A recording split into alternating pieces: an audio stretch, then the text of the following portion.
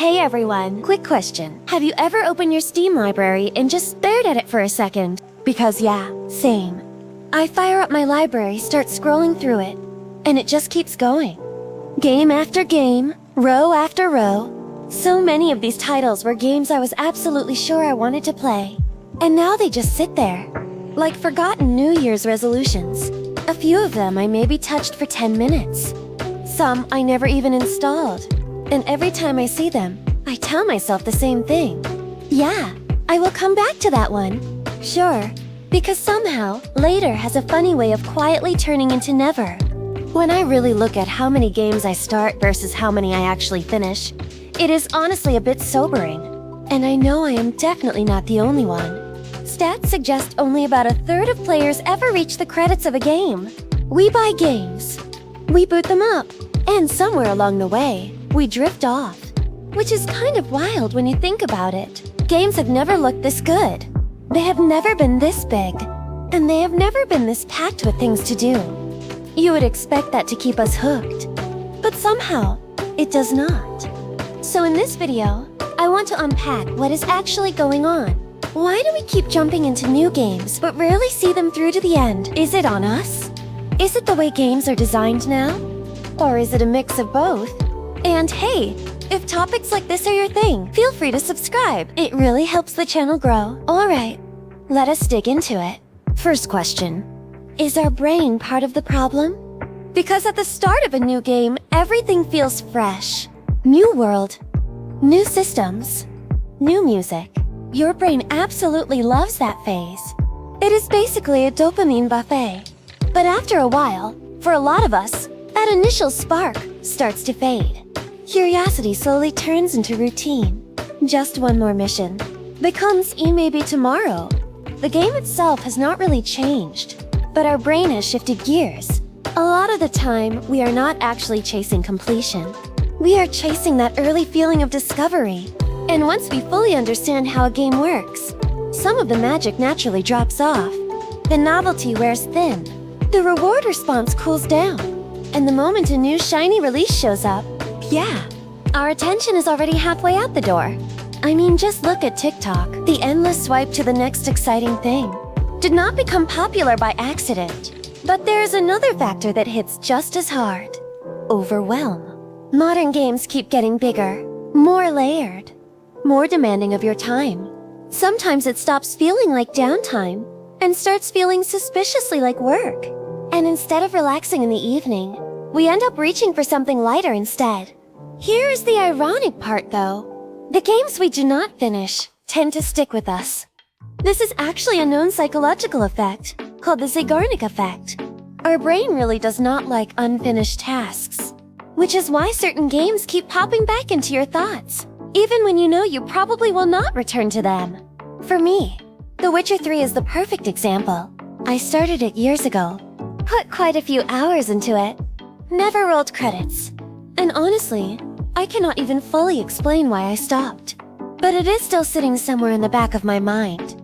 I keep telling myself I should really finish it one day. If you got games like that, drop them in the comments. I am genuinely curious. Most of the time, we are not quitting because we failed. We step away because somewhere in the background, our brain decided the effort no longer feels worth it. And we just kind of follow that feeling.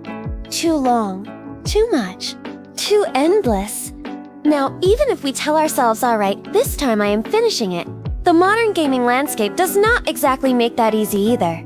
Because right now, we are living in pure abundance. Steam libraries, Game Pass rotations, endless sales, constant new releases.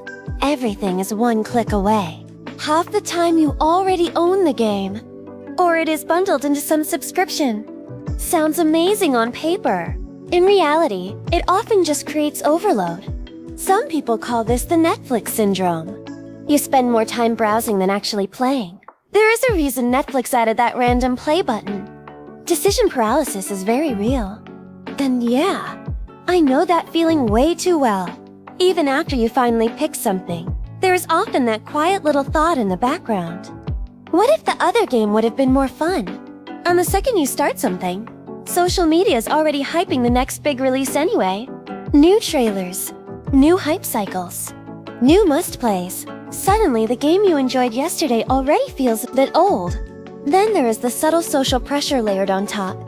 That sense that you should keep up so you can still join the conversation. When everyone is talking about the newest release, older games automatically feel less relevant.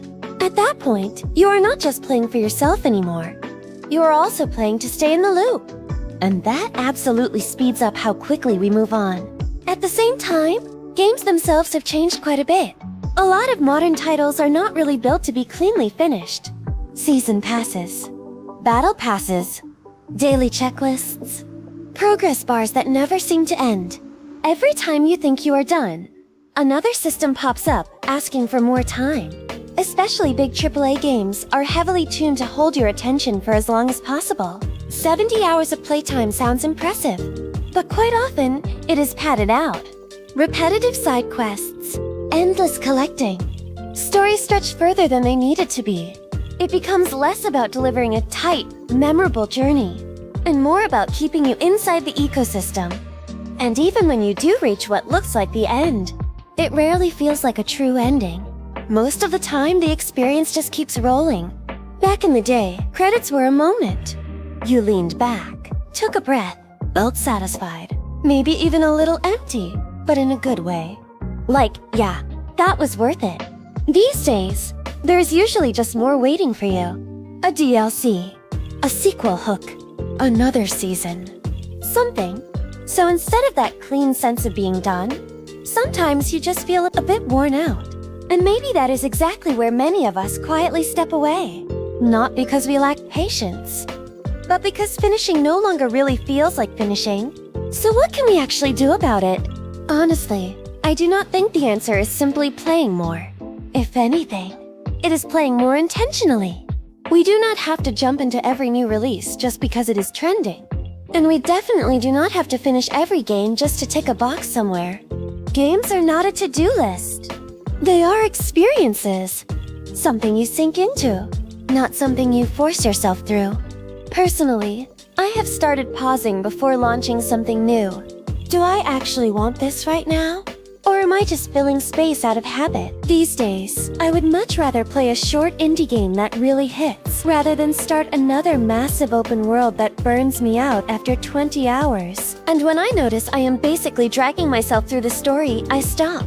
I leave it unfinished. No guilt attached. Sometimes it also helps to really commit to one game for a while. Give it a fair shot, without 10 other titles sitting in the back of your mind. Without that constant fear of missing out. Be curious about what is already in front of you, not just about what might be next.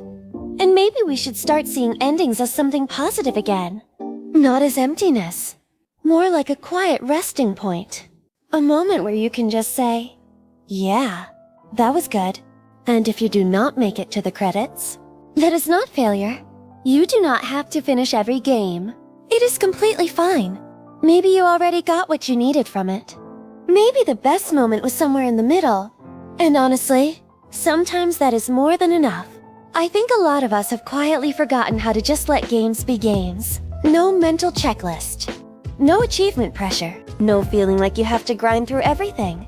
Games are your hobby, not your life, not your identity. So my personal takeaway, do I finish every game? No. Will I suddenly change that? Also no. And you know what? I do not think that is a bad thing. Because in the end, it is not about finishing everything. It is about actually enjoying the time you spend playing. Start less. Choose more deliberately. Experience one game deeply instead of sampling 5 for 2 hours each. And accept that not finishing something is not the same as failing. If a game gave you a strong moment, a memorable vibe, or a scene that stuck with you, it was already worth your time. Maybe the real achievement today is not hitting 100%. Maybe it is simply allowing yourself to have fun again. From my perspective, the important step is understanding why you personally drop certain games. If it is pure dopamine chasing, that is something you can work on. If it is burnout from heavy monetization across the industry, that part is mostly out of your hands. Either way, a bit of honest self-reflection goes a long way. As for me, I still want to give the games I own a fair chance. But if I am not feeling it, I am not forcing it. I just want to enjoy my time. Because at the end of the day, what fun in gaming looks like, that is something only you can decide for yourself. I hope you enjoyed the video. And maybe it helped ease a bit of that quiet gamer guilt. Let me know your thoughts in the comments.